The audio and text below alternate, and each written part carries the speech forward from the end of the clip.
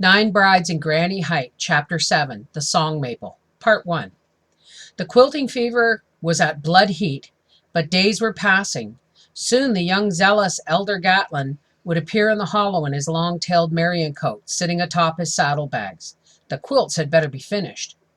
The girls had reached a stepping rocks pattern, which Travis Swisher eyed hungrily. Somebody saw. "You shall have it, Travis, but you must earn it. You must tell about you and Lee." Oh no, stated Travis. But Ellie has told her tell, and Kedron's hub has told his, and even Lavisi Vasi cut loose with hers, though it was hard for her. "What did they do that was so much?" scoffed Travis. "They did a lot. Ellie ran like blazes. Kedron fell in a pit, and Lavisi almost died. What did you do, Miss Smarty, to get a man?" "I sat," said Travis. There was a shriek of mockery. "Oh, you sat! Well, wasn't that wonderful?" "No, it was terrible." "Suppose you explain." "No."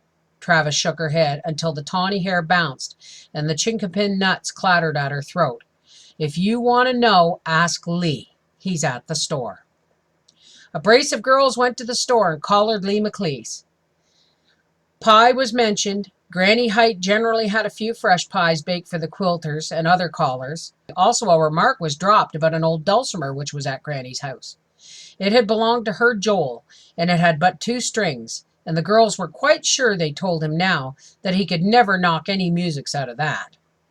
This was a trick, of course. Everybody in the hollow knew fully well that Lee McLeese could knock musics out of anything that had strings. His mother's Sunday stays, if need be. Furthermore, vowed the determined pair, Kedron Hardy and Laurel Tidney, his bride-to-be, Travis Swisher was waiting there at Granny's to see if he dast do come and tell and show whether he was a mouse or a man. "Mouse, we think you are," taunted the 2-girl posse. "What a life you're in for with that hellcat Travis." "I can handle her," avouched Lee. "I've done it." "That's what we want to hear about."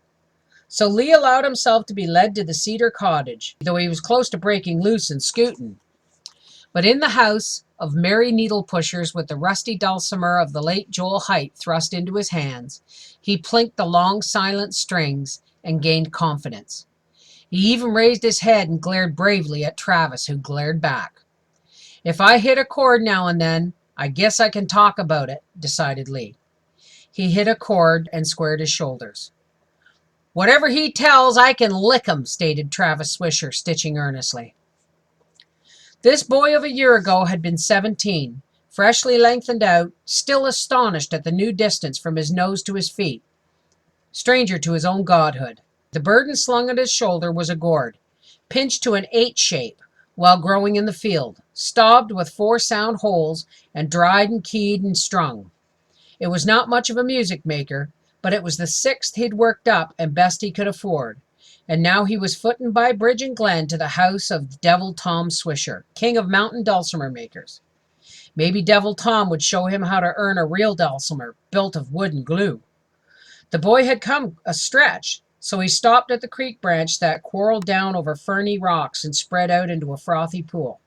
He drank, dabbled his dusty feet and shanks, and on impulse hauled off his shirt and pants and forced himself in all over, gasping yet reveling at the icy bath. And lunging out, he crawled about atom naked after wild strawberries, laughing and cutting capers, and pleasured with the sun, the wind, and the sweet May fragrances. He folded his lean legs, took the gourd dulcimer across his hard thighs, and with a quill for plectrum, trickled an air that came to him out of nowhere, as a cloud puff forms in the vacant sky. The song tossed off, he pulled his clothing on, shouldered his gourd, and sprang up. Devil Tom lived down yonder in this wooded cove. He was not a man to be approached suddenly or in silence. 2 had tried and got killed, even with the power of the government behind them. So the boy filled his lungs and set out a whoop with carry to it. A girl of 15 said quietly, "You're not to cross the run." She was seated across the stream on a beech-shaded hummock. On her lap a thing also lay flatly, like a dulcimer, but there the likeness ended. The boy cried out hotly, "If your dress and face weren't so dirty, I'd have seen you." Appalled, What are you doing here? Orders. I'd a thrash you for a sneak. Mortification shook him. I don't thrash easy. Anyway, you're not coming over. Who says it? This. She patted the firearm on her knees. The boy hooted. Roosting there like a lump with a fat woodpecker right over your head. Where? She sprang up and strained to see. He ran across in 2 bounds. The struggle was sharp. He was taller, stronger, and had just been made game of. He wrenched the rifle from her and held it high, but she was of the blood of Devil Tom. A basket full of cats and coals could not have held more fury. She tore at him, clutched for the weapon, pummeled his face, screamed, kicked. He caught her across his hip, ringingly smote the firm twin mounds of her backside, and followed the hand blows with thumps from the rifle stock. The smacks to her squirming seat redoubled her frenzy. She bit, gouged, and butted. They battled all the way down the path. What is that catawumption? Devil Tom, as innocent-looking as a sinner as ever, hurriedly stamped fire out under a still, stood beside his big wooden lathe. Travis, hush your blether. Grandfather, he snatched my rifle gun. The more fool you to get tricked. He turned bleak eye on the stranger. What do you seek, son, at the house of Dulcimer Tom Swisher? What's that contraption around your neck? It's a dulcimer. It's a squash. Well, if it's any kind of music machine, strike it up. The boy tossed the panting girl her rifle and turned his back squarely on her, letting her see how lightly he held her, though he knew she longed to send a lead slug through his spine, and he could virtually feel it. His soul curled for shame of the naked antic he had cut before her eyes. What are you waiting for? Roared Devil Tom. I'll soon find out if you're on honest business. Play. The boy, unnerved, sat down on a bench before Tom's draw knife trestle. He laid his gourd on his knees and plucked and sang a carol of the mountains, though his hand was shaking, for he was afraid of this old man. If every day was morning and every morning spring, I'd put a flower in that hat and do a Highland fling. Recollection of this recent caper in the sun caused the boy to blush like a puccoon root.